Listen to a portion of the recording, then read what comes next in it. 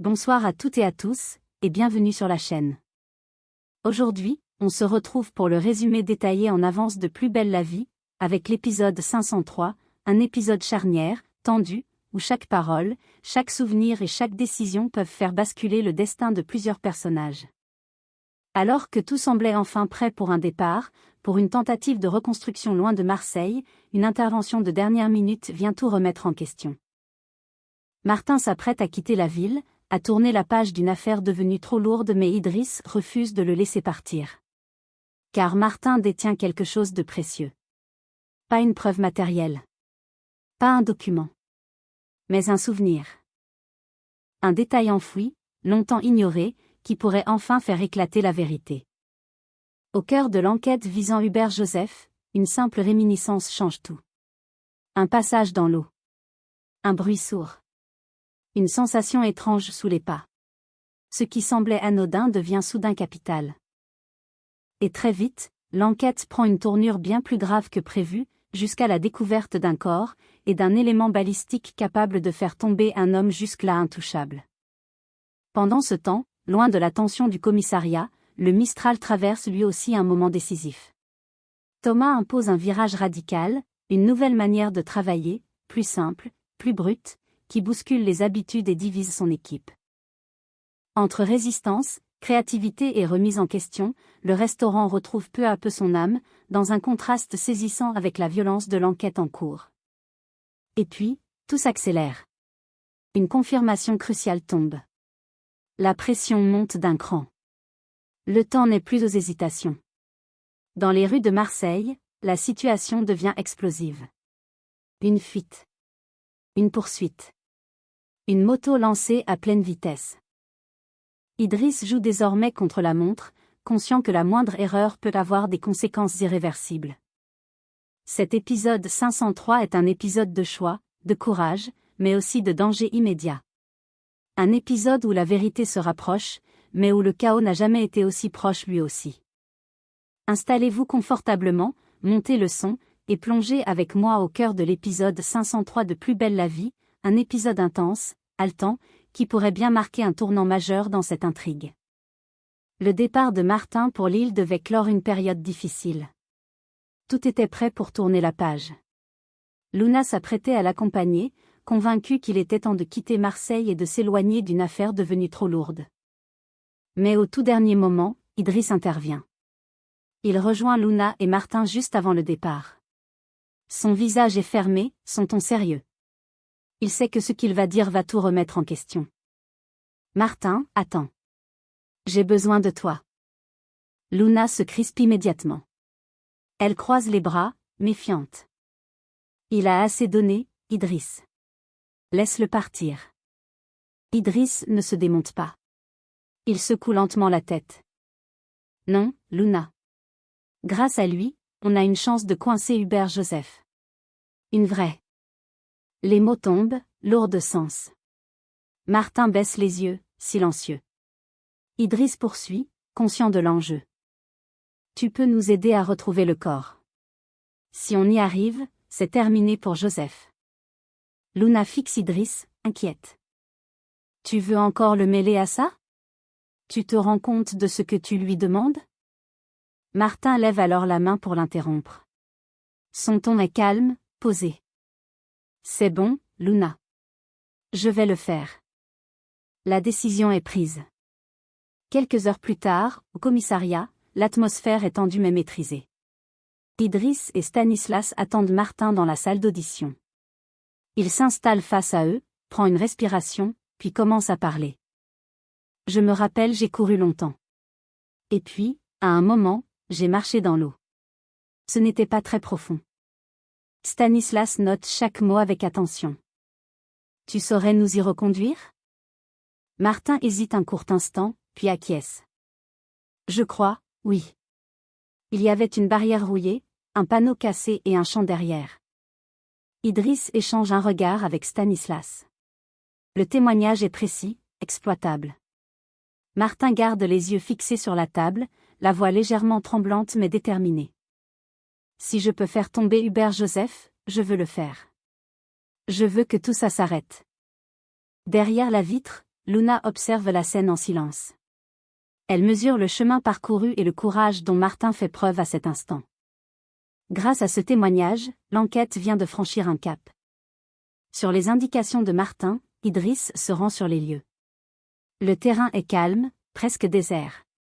Martin s'arrête, observe autour de lui. C'est ici, je crois oui, j'en suis presque sûr. Idriss scrute les environs. Prends ton temps. Essaie de te souvenir d'un détail. D'un bruit. De quelque chose d'inhabituel. Martin ferme les yeux quelques secondes, se concentre, puis reprend. Il y avait un bruit sourd. Comme un choc métallique. Un bruit régulier, un peu étouffé. Un bruit de fond, demande Idriss. Oui. Comme si quelque chose vibrait sous mes pieds. Idriss se redresse aussitôt. Une dalle de béton lui marchait dessus sans le savoir. Ils inspectent la zone. Idriss frappe le sol. À un endroit précis, le son change. Là. C'est creux. Il sort son téléphone et prévient immédiatement ses collègues. Le périmètre est sécurisé. Quelques minutes plus tard, Charlotte arrive sur place, équipée pour les premières constatations. Elle s'accroupit près de la dalle dégagée, son visage se ferme. Ziad Slimani. Le corps a été retrouvé, abattu à bout portant. La balle est restée logée dans le thorax. Charlotte se relève et s'adresse à Idriss. C'est un tir propre.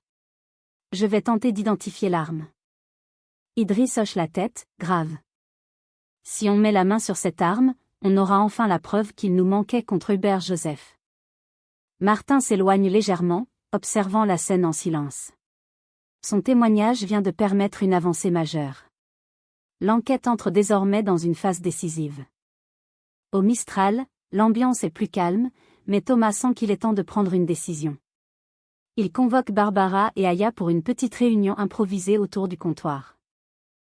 Carnet de notes à la main, il prend quelques secondes avant de parler, comme pour s'assurer que tout le monde est prêt à l'entendre. Bon, les filles, on va limiter nos marges. À partir d'aujourd'hui, chaque plat ne devra pas dépasser 4 ingrédients maximum. La réaction de Barbara est immédiate. Elle écarquille les yeux, incrédule. 4 ingrédients ? Mais c'est impossible, on va se retrouver avec des assiettes tristes. Aya, elle, réagit différemment. Un sourire se dessine sur son visage. Au contraire, c'est un vrai défi. Ça va nous forcer à être inventives.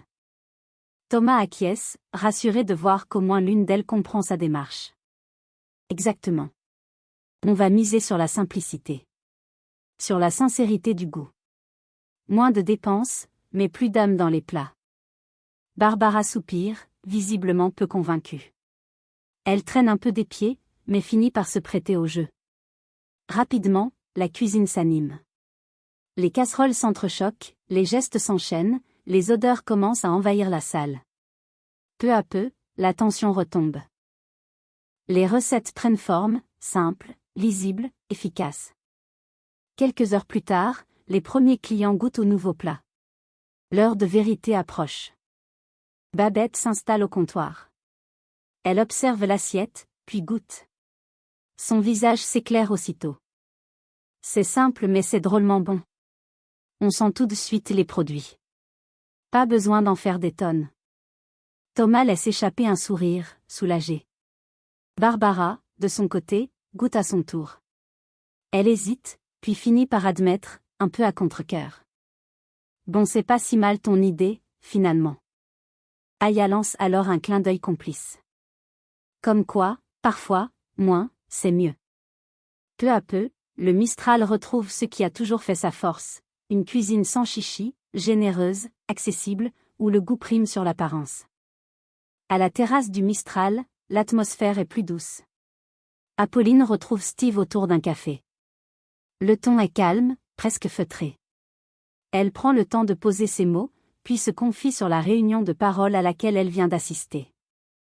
J'avais peur d'y aller, mais finalement, ça m'a fait du bien. Entendre d'autres femmes parler de ce qu'elles traversent, ça m'a soulagée.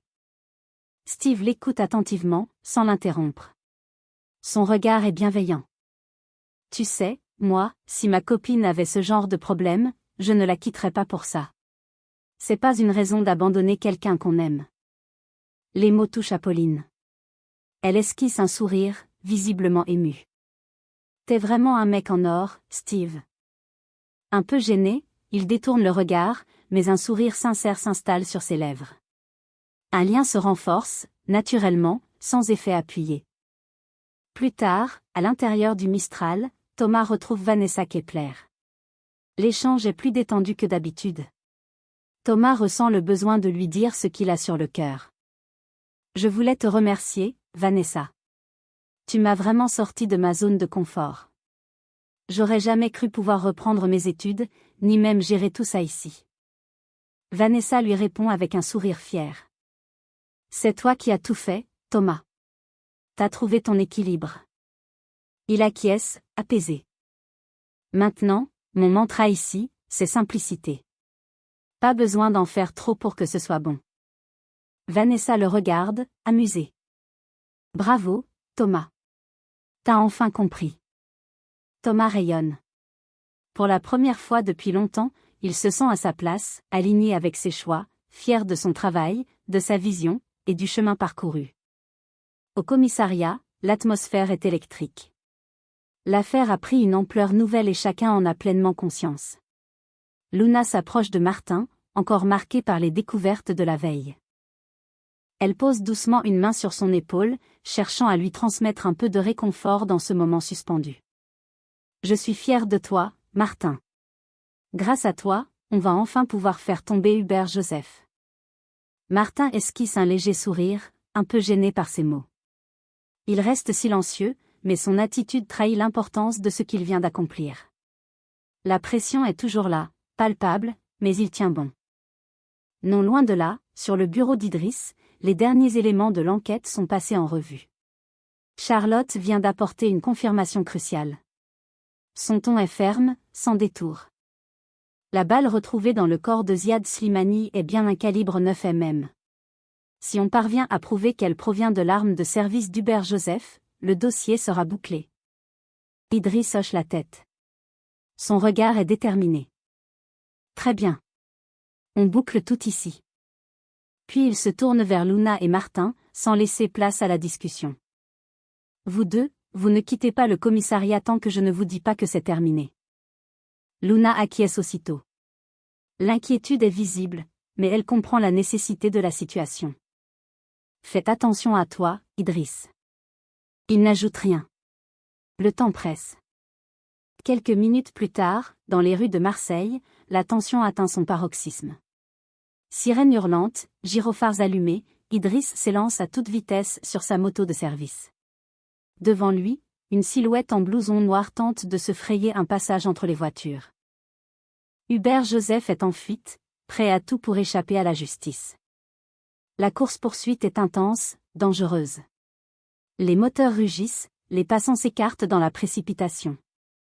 Chaque carrefour, chaque virage peut faire basculer la situation. Dans son oreillette, le central confirme que les issues stratégiques sont en cours de sécurisation. Idriss reste concentré. Il ne lâche rien. Il sait que l'erreur n'est plus permise. La poursuite se transforme en véritable course contre la montre. L'enquête est arrivée à son point de rupture. À l'issue de cette traque, une seule certitude demeure, soit la vérité éclate enfin, soit le chaos l'emporte. Ainsi s'achève cet épisode 503 de Plus belle la vie, un épisode lourd de sens, où chaque scène a contribué à resserrer l'étau autour d'une vérité longtemps dissimulée. Rien n'a été simple, rien n'a été linéaire. Tout s'est construit dans la tension, dans l'attente, dans ces silences qui en disent parfois bien plus que les mots. Le courage de Martin a permis de faire émerger un élément déterminant. Un souvenir précis, un détail que personne n'avait su exploiter jusqu'ici, et soudain l'enquête change de visage. Une preuve se dessine, une piste devient concrète, et l'espoir renaît enfin de voir Hubert Joseph répondre de ses actes. Mais dans Plus belle la vie, chaque avancée a toujours un prix, et plus la vérité se rapproche, plus le danger se fait pressant. Idriss, lui, se retrouve désormais au cœur de la tempête. Lancé dans une course contre la montre, il sait que la moindre erreur peut avoir des conséquences irréversibles. La poursuite engagée dans les rues de Marseille n'est pas seulement une traque physique. C'est aussi un combat contre le temps, contre la peur, contre un adversaire prêt à tout pour ne pas tomber. À cet instant précis, l'équilibre est fragile, et tout peut encore basculer. En parallèle, le Mistral offre un contraste saisissant. Loin des sirènes et de la violence de l'enquête, d'autres choix se jouent, plus discrets mais tout aussi essentiels. Thomas trace une nouvelle voie, plus simple, plus sincère, en quête d'un équilibre qu'il n'avait jamais vraiment trouvé jusqu'ici. Ces moments de calme apparent rappellent que, même lorsque la tension est à son comble, la vie continue, portée par des décisions du quotidien qui façonnent l'avenir. Cet épisode ne donne pas toutes les réponses. Il laisse volontairement planer le doute. Il installe une attente, presque une inquiétude. La vérité est proche, mais elle n'est pas encore totalement révélée. Et c'est précisément là que réside toute la force de ce chapitre. Rien n'est acquis. Rien n'est réglé. Le danger rôde encore, prêt à frapper là où on ne l'attend pas. Alors, selon vous, cette course contre la montre va-t-elle enfin permettre de faire tomber Hubert Joseph? Jusqu'où est-il prêt à aller pour échapper à la justice? Et quelles conséquences cette affaire aura-t-elle sur ceux qui s'y sont retrouvés mêlés de près ou de loin? Si ce résumé vous a plu, pensez à liker la vidéo, à vous abonner à la chaîne et à activer la cloche pour ne rien manquer des prochains développements. Vos commentaires sont essentiels pour faire vivre la discussion et partager vos impressions sur cette intrigue haletante. On se retrouve très bientôt pour la suite de Plus belle la vie, car une chose est sûre, après cet épisode 503, plus rien ne sera jamais vraiment comme avant.